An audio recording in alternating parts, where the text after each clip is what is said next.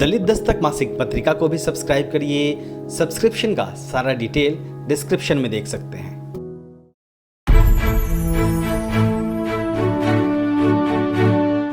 अगर आपने अभी तक दलित दस्तक चैनल को सब्सक्राइब नहीं किया है तो सब्सक्राइब करें, लाइक करें और शेयर भी करें।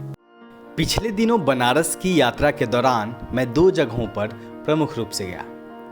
एक थी सतगुरु रविदास की जन्मस्थली सिर गोवर्धनपुर और दूसरी सतगुरु कबीर की जन्मस्थली जिसे कबीर चौड़ा कहा जाता है। मैं एक ऐसे संत से मिलने गया था जिसे मैं अब तक का सबसे क्रांतिकारी संत मानता हूँ। कबीर अनोखे हैं और उतना ही अनोखा है मूलगादी में स्थित कबीर मठ।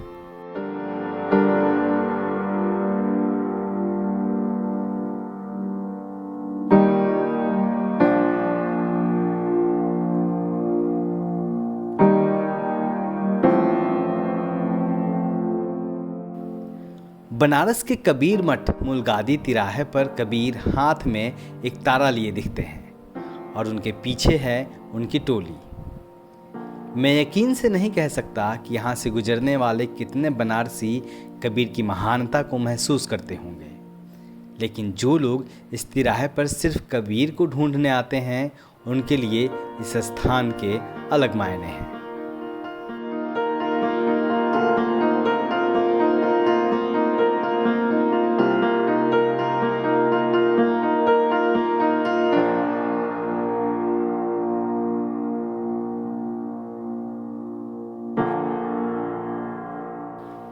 इसी तिराहे के कोने में बना है कबीर मठ मूलगादी द्वार। इस द्वार से भीतर जाते ही आप खुद को एक ऐसी दुनिया में पाते हैं जहां आपको हर ओर कबीर साहब ही दिखते हैं। दीवारों पर कबीर के दोहे लिखे हैं जिन्हें पढ़ते हुए आप कबीर और उनके विचारों के तेज को महसूस कर सकते हैं।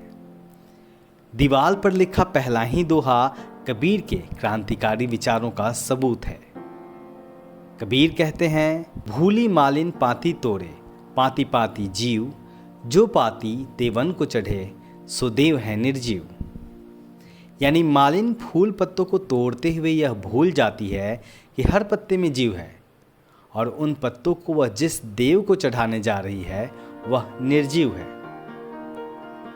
मठ के मुख्य मंदिर तक जाने के रास्ते में दीवारों पर लिखे कबीर के करीब दर्जन भर दोहे पूरे जिंदगी की सीख दे जाते हैं। मसलन, साईं इतना दीजिए जामे कुटुंब समाए, मैं भी भूखा ना रहूं साधु ना भूखा जाए।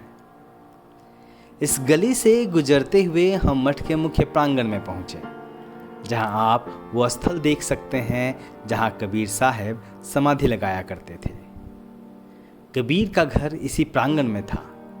उनकी खड़ाऊ आज भी यहां देखी जा सकती है। आप उसे छू सकते हैं। यही कबीर साहब की माता नीरू जी और पिता नीमा जी की समाधि भी है। इसकी ऐतिहासिकता की बात करें तो कई मायनों में यह अनोखा और अलग है।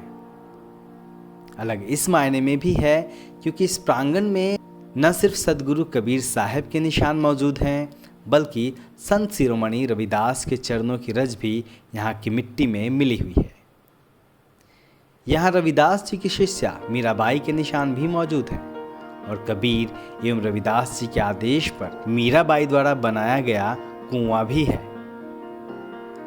यही वह प्रांगण है जहाँ काशी नरेश राजा वीरदेव सिंह नंगे पैर कबीर से मिलने पहुंचे थे।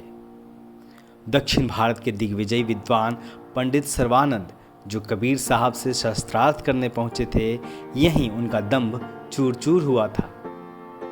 इस ऐतिहासिक प्रांगण में गांधी से लेकर रविंद्रनाथ टैगोर तक प्रेरणा लेने आते रहे। मुझे नहीं पता यहाँ आने वाले लोग सदगुरु कबीर साहब को कितना महसूस कर पाते हैं, लेकिन अपना हर कदम रखने से पहले मेरे कदम ठिठक जा रहे थे। मैं सोच रहा था कि सदगुरु कबीर ने इसी जगह अपने भी पैर रखे होंगे। सतगुरु रविदास के पैरों की धूल अब भी इस मिट्टी में होगी। हालांकि यहाँ पसरी खामोशी चौंकाने वाली थी। पता चला कि लोगों की आवाजाही बहुत नहीं है। जो आते हैं उनकी उत्सुकता को शांत करने वाले संत भी कम ही मिले। लेकिन तभी मुझे खुद कबीर की कही बात ही याद हो चली।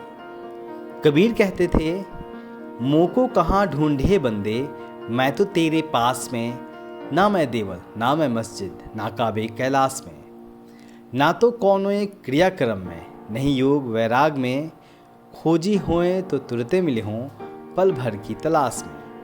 कहें कबीर सुनो भाई साधो, सब श्वासों की श्वास में। ब्यूरो रिपोर्ट, दलित दस्तक।